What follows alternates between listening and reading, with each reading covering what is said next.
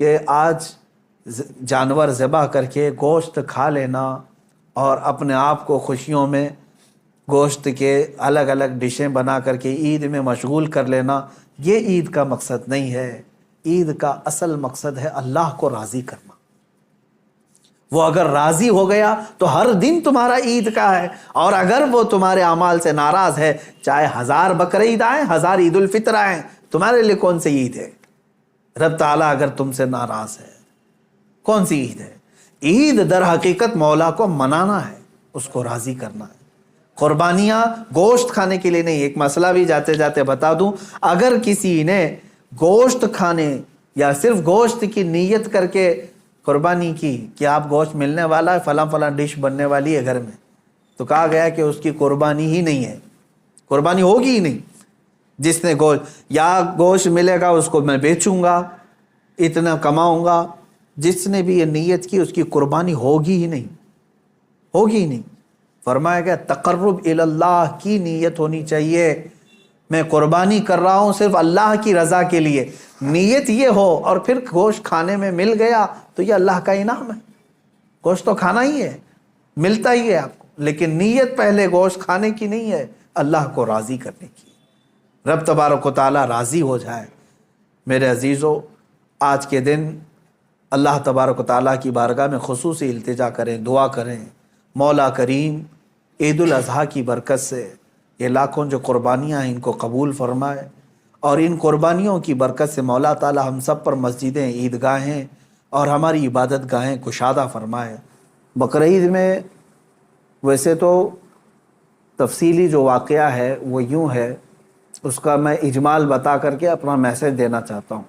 سیدنا ابراہیم خلیل اللہ علیہ الصلوۃ والتسلیم اللہ تعالیٰ کے ایک نبی ہیں، برگزیدہ پیغمبر، ایسے جلیل القدر نبی کہ انبیاء کرام علیہ السلام 1,24,000 کم و بیش نبیوں میں حضور اکرم صلی اللہ تعالیٰ علیہ وسلم کے بعد جو سب سے بڑا مرتبہ ہے وہ حضرت ابراہیم علیہ السلام کا ہے۔ حضور صلی اللہ علیہ وسلم کے بعد جو سب سے بڑا مقام ہے وہ حضرت ابراہیم علیہ السلام کا۔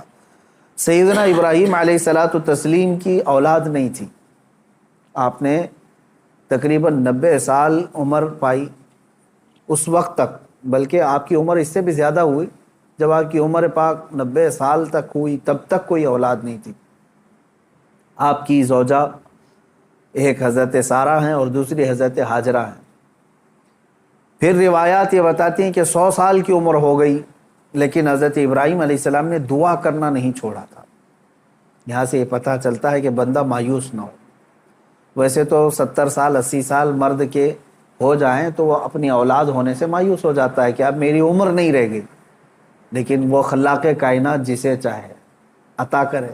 جب وہ حضرت مریم کو شوہر کے بغیر ان کو بیٹا دے سکتا ہے، اور حضرت صالح علیہ السلام کی پتھر سے اونٹنی پیدا کر سکتا ہے، تو وہ پھر مولا تعالیٰ 90 سال کیا 100 سال کے بعد بھی چاہے تو اولاد عطا کر سکتا ہے۔ دعا کرنا ترک نہ کریں۔ حضرت ابراہیم علیہ السلام کی دعا قرآن پاک میں موجود ہے، آپ یہی دعا کرتے تھے، رب ہب لی من الصالحین، اے اللہ مجھے صالح اولاد عطا فرما، صالحین میں سے مجھے نسل عطا فرما۔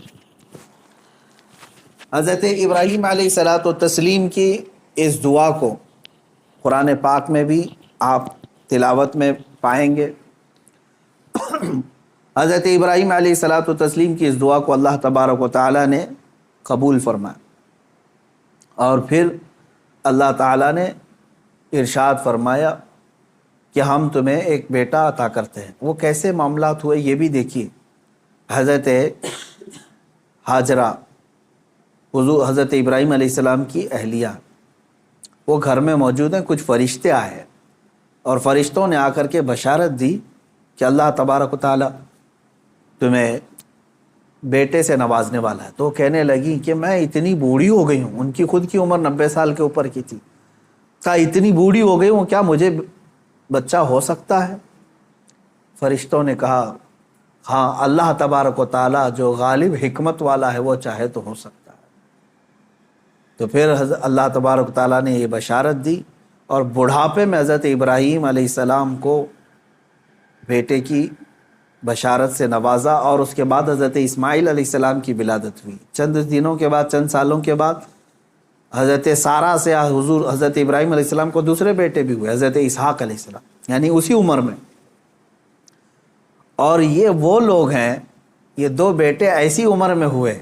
اب یہاں بتاتا ہوں میں آپ کو صبر کا اور استقامت کا پھل کتنا عظیم ہوتا ہے۔ 100 سال تک ابراہیم علیہ السلام صبر کرتے رہے اولاد کو، اور اس کے بعد اللہ نے اولاد دیا۔ 2 بیٹے تھے، ایک اسماعیل علیہ السلام اور دوسرے اسحاق علیہ السلام۔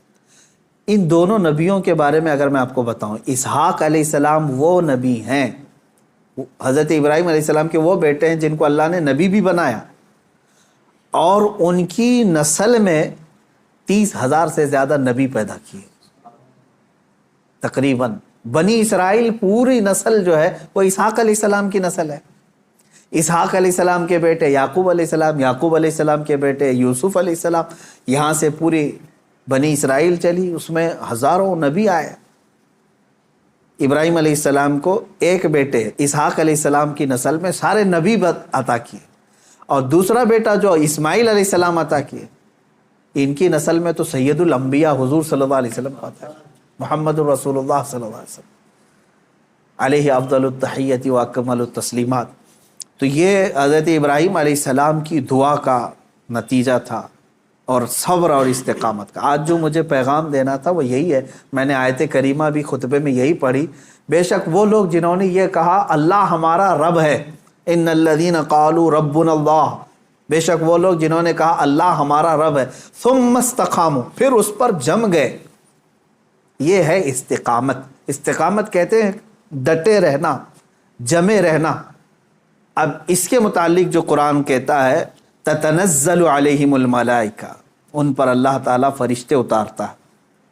کیا کہتے ہوئے آتے ہیں فرشتے؟ اللہ تخافوا ولا تحزنوا، گھبراؤ مت، ڈرو مت، ہم تمہیں وہ بشارت دینے آئے ہیں جس جنت کا اللہ نے تم سے وعدہ کیا ہے۔ تھوڑے دن اور باقی رہو، تھوڑے دن اور جمے رہو، اور ڈٹے رہو۔ یہ استقامت کرتا ہے بندہ، استقامت پر فائز ہوتا ہے تو فرشتے اس کی مدد کے لیے اترتے ہیں۔ ہاں اتنا ہے کہ ہلا دیے جائیں گے، تمہاری خواہشات کے خلاف معاملات آئیں گے، تمہارے نفس کے خلاف معاملات آئیں گے، اسی پر جمے رہنے کا نام استقامت ہے۔ اور استقامت کا معنی اتنا عظیم ہے کہ صوفیہ اکرام نے کیا فرمایا معلوم ہے؟ الاستقامت فوق الکرامت، عربی میں فرمایا استقامت جو ہے یہ کرامت سے بھی بڑھ کر کے ہے۔ لوگ کہتے ہیں نا کرامت، کرامت کا مطلب اکثر لوگوں نے ہی سمجھا کہ وہ انہونی چیز دکھانا، یعنی جو ایسی چیز جو کو دیکھے ہی نہیں پائے، ہوا میں کوئی اڑ کے دکھا رہا ہے، پانی پہ کوئی چل کے دکھا رہا ہے، تو اس کو بہت سارے لوگ کیا سمجھتے ہیں؟ یہی کرامت ہے، محیر العقول چیزیں، یعنی جو عقل کو عاجز کر دیں۔ اور فرمایا گیا ان کرامتوں سے سب سے بڑھ کر کے استقامت ہے، یعنی شریعت پر جمے رہنا، ڈٹے رہنا۔ میں اس پر آتا ہوں، حضرت ابراہیم علیہ السلام کے اس واقعے کو میں مختصر کرتا ہوں۔ بیٹا ہوا، 100 سال تک صبر کرنے کے بعد پھر اللہ تبارک و تعالیٰ نے امتحانات ایسے لیے کہ ابراہیم علیہ السلام کو ترک وطن کرنا پڑا ہے، یعنی آپ کا شہر جو ہے بابل تھا، عراق۔ واقعہ تفصیل سے آپ کو پھر کبھی، وہاں آپ کو ہجرت کرنا پڑا، وہاں سے وطن چھوڑ دیا آپ نے، آپ کو جان کی بازی بھی لگانی پڑی، آگ میں آپ کو ڈالا گیا ہے، جان کے ساتھ بھی آپ کا امتحان ہوا، اس میں بھی آپ استقامت پر تھے۔ جب آپ کو نمرود آگ میں پھینک رہا تھا، جبرائیل علیہ السلام آئے اس وقت اور پوچھنے لگے الک حاجت یا خلیل اللہ، اے اللہ کے خلیل کوئی حاجت ہو تو بتائیں۔ تو حضرت ابراہیم علیہ السلام آگ میں پھینکے جا رہے ہیں، اس وقت بھی کیا کہتے ہیں؟ ہاں ہے حاجت لیکن اللہ سے، میرا مولا میرے ساتھ ہے۔ یہ استقامت اور توکل کا اعلیٰ درجہ۔ تیسرا جو ہوا آپ کے ساتھ وہ اولاد۔ اور آپ کو یہ بھی میں بتا دوں کہ اب اولاد دیا اللہ تعالیٰ نے، پھر حکم یہ فرمایا، خواب میں حضرت ابراہیم علیہ السلام کو یہ کہا گیا کہ آپ اپنے بیٹے کی قربانی دیں اللہ کی بارگاہ۔ لیکن ابراہیم علیہ السلام نے خواب میں دیکھا تو اس کے بدلے میں آپ نے جانتے ہیں تقریباً آپ نے 100 اونٹوں کو ذبح کر دیا، اونٹ ذبح کیے۔ شاید اس خواب کی تعبیر یہ ہو۔ دوسرے دن پھر خواب وہی آیا پھر آپ نے ذبح کیے، تیسرے دن پھر خواب آیا، تب آپ نے یقین کے ساتھ یہ فرمایا کہ مجھے میرے بیٹے اسماعیل کی ہی قربانی کا حکم دیا جا رہا ہے۔ پھر حضرت ابراہیم علیہ السلام، یعنی اونٹوں کے ذبح کرنے میں مال بھی تو کتنا قربان ہوا۔ تو اب میں جو بتانا چاہ رہا ہوں، اب وہ آخری بات سنیں۔ اسماعیل علیہ السلام کو بلایا اپنے قریب، جب ابھی حضرت اسماعیل علیہ السلام کی عمر پاک شباب کو نہیں پہنچی تھی، جوانی کے قریب آ رہی تھی۔ بلا کر کے کہنے لگے کہ انی ارا فی المنام انی اذبحک، اے اسماعیل میں نے خواب میں دیکھا ہے اور اللہ کا حکم یہ پایا ہے کہ میں تمہیں ذبح کر رہا ہوں، تم کیا کہتے ہو؟ حضرت اسماعیل علیہ السلام نے کیا کہا؟ یا ابت افعل ما تؤمر ستجدنی انشاء اللہ من الصابرین، اے میرے والد گرامی، آپ کو جس بات کا حکم دیا گیا ہے وہ کر جائیے آپ، انشاءاللہ آپ مجھے صبر کرنے والا پائیں۔ اسماعیل علیہ السلام، بیٹے کو کوئی یہ کہے، اب یہ اسی کے لیے شاعر نے یہ کہا ہے، یہ مکتب کی کرامت تھی کہ فیضان نبوت تھا، سکھائے کس نے اسماعیل کو آداب فرزندی۔ ہاں بہرحال اب جو معاملہ پیش آیا وہ پتہ ہے آپ کو، حضرت اسماعیل علیہ السلام کو لے گئے مینا میں، وہ جگہ آج بھی باقی ہے جہاں حجر اسماعیل کہہ کر کے ایک پتھر رکھا گیا ہے، وہاں پر اسماعیل علیہ السلام کو لٹایا گیا۔ ابراہیم علیہ السلام نے اپنی آنکھوں پر پٹی باندھ لی، ان کے ہاتھ پیر کو باندھ دیا، اور اس کے بعد تیز چاقو سے ان کے گردن پر چھری چلائی، لیکن چھری نہ چلی۔ روایات یہ بتاتی ہیں کہ آپ نے اس چھری کو پتھر پر مارا، پتھر دو ٹکڑے ہو گئے، کٹ گیا، لیکن نرم و نازک گلا نہیں کٹا، 2 مرتبہ نہیں کٹا۔ تیسری مرتبہ آپ نے زور سے چلایا تو کٹ گیا، مگر گلا نہیں۔ اللہ تبارک و تعالیٰ کے حکم سے جبرائیل علیہ السلام ایک دمبا جنت سے لے آئے اور اسماعیل علیہ السلام کو وہاں سے ہٹا کر کے دمبا رکھا، دمبا ذبح ہو گیا۔ اسماعیل علیہ السلام کھڑے رہے۔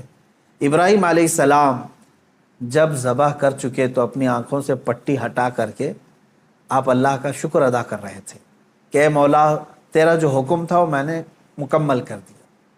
تو جب آپ نے پٹی ہٹا کر کے دیکھی تو بکرا ذبح ہے اور اسماعیل علیہ السلام سلامت ہے، تو رب تبارک و تعالیٰ نے یوں ارشاد فرمایا، قد صدقت الرؤیا یا ابراہیم، اے ابراہیم تو نے ہمارے بتائے ہوئے خواب کو سچ کر دکھایا۔ وَنَادَيْنَاهُ بِذِبْحٍ عَظِيمٍ، ہم نے اسماعیل کو ذبح عظیم کے نام سے پکارا۔ اللہ تعالیٰ نے فرمایا، اللہ تبارک و تعالیٰ یہ امتحان لے رہا تھا۔ یہ انبیاء اکرام علیہم الصلاۃ والتسلیم کے ساتھ ہے، ایسا نہیں ہے کہ سارے لوگ یہ کر پائیں گے۔ وہ اس درجے کے ایمان والے تھے، ان کو اسی انداز سے امتحان